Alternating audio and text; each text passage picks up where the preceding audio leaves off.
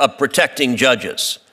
And yet not a single Democrat senator cared about the violent protesters that showed up outside Supreme Court justices' homes, including, I might note, female justices like Justice Amy Coney Barrett, threatening their family. And Joe Biden's attorney general didn't do a damn thing and refused to enforce the law to protect those judges. Why?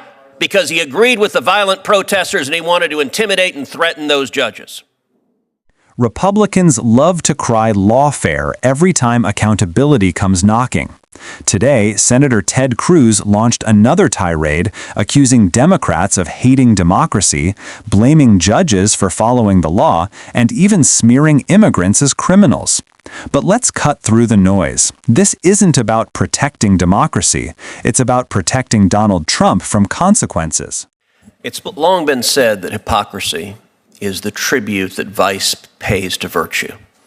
I have to admit, I'm enjoying listening to my Democrat colleagues suddenly discover the virtues of the rule of law after 4 years where they brazenly supported the most lawless Department of Justice and the most politically weaponized Department of Justice our nation has ever seen.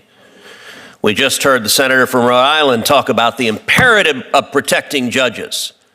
And yet not a single Democrat senator cared about the violent protesters that showed up outside Supreme Court justices' homes, including, I might note, female justices like Justice Amy Coney Barrett, threatening their family. And Joe Biden's attorney general didn't do a damn thing and refused to enforce the law to protect those judges. Why? Because he agreed with the violent protesters and he wanted to intimidate and threaten those judges. Professor Bray, under our Constitution, who should decide elections, the voters or unelected judges? The voters are the ones who should vote in the election according to the laws, and the laws sometimes have to be applied by the judges if there are cases. And under our Constitution, who is charged with making policy decisions, elected representatives elected by the people or unelected federal judges? I think the question of policy, Senator, is a little broader than the particular case. So the laws should be enacted by Congress. That's where the fountain of law. Policy decisions are the elected branches. Right. Law is the province of the court. Policy is the province of the elected branches. These are not complicated. Professor Bray, let me ask you this. Do the federal courts have power to issue remedies for people who are not parties to a case? That's a question I agree is not complicated. They do not have that power. Is the phrase nationwide injunction or universal injunction found anywhere in the Constitution? It is not. First chart. In the first 150 years of our republic, how many nationwide injunctions were issued? My view is that there were not any until 1963. 0. Now fast forward. How many nationwide injunctions were issued in the entire 20th century?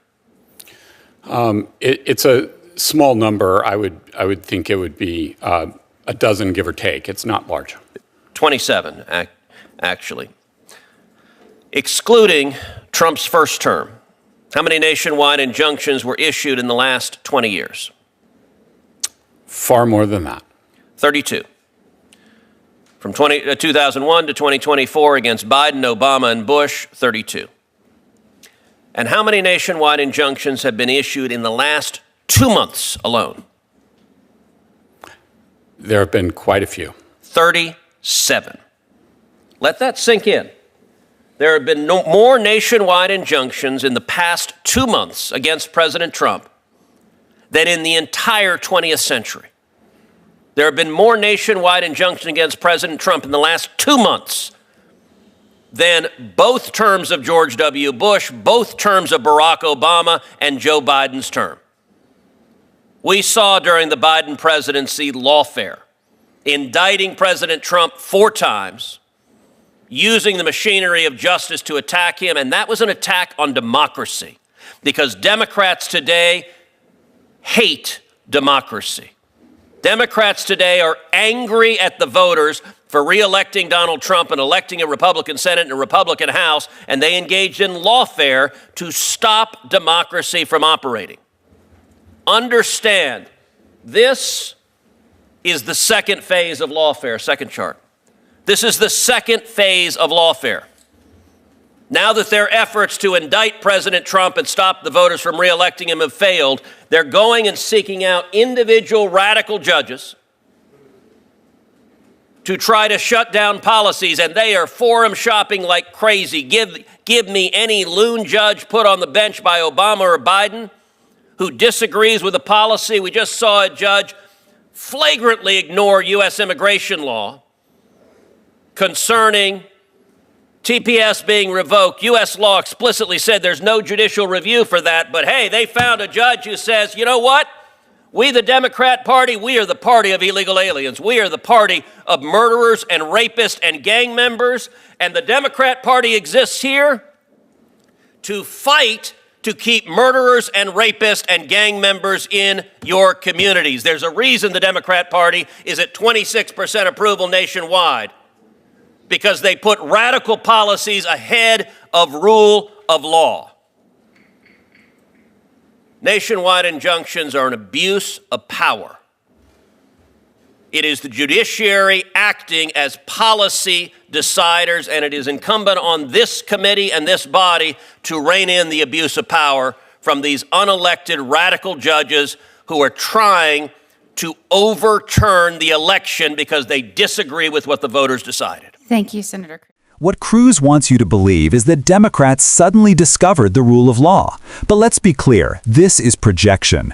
For 4 years under Trump, the Justice Department was bent to his political will. Bill Barr spinning the Mueller report, investigations buried, allies shielded, and Republicans cheered it on. Now, when courts check Trump's policies, suddenly it's radical judges. Except that's exactly how our system is supposed to work. When a president overreaches or violates the law, the judiciary steps in. That's not lawfare. That's the Constitution doing its job. Cruz's statistics about nationwide injunctions sound shocking until you realize he's cherry-picking. Courts issued injunctions against presidents of both parties, Bush, Obama, Biden. Why? Because presidents don't get unlimited power. It's checks and balances. And then there's his ugliest smear, painting Democrats as the party of murderers and rapists. This is classic scapegoating. The GOP has no solutions for healthcare costs, wages, or climate change, so they default to fear-mongering about immigrants. The truth is, immigrants contribute to our economy, serve in our military, and enrich our communities. Cruz reduces them to villains because it's politically convenient. And let's talk about democracy. The same party crying about judicial activism is the one gerrymandering districts, purging voter rolls, and trying to overturn elections. Republicans don't get to claim the mantle of democracy while actively undermining it. What Cruz calls lawfare is really accountability. What he calls radical judges are judges upholding the law. And what he calls protecting democracy is nothing more than shielding Trump and the MAGA agenda from consequences. So the next time you hear Republicans rant about lawfare, remember, it's not about protecting democracy. It's about protecting Donald Trump. And protecting him means abandoning the very rule of law they claim to defend. If you believe in accountability, in democracy, and in equal justice under the law, share this video. Drop a comment below. Do you think Republicans are projecting their own attacks on democracy onto Democrats? Let's get this conversation moving.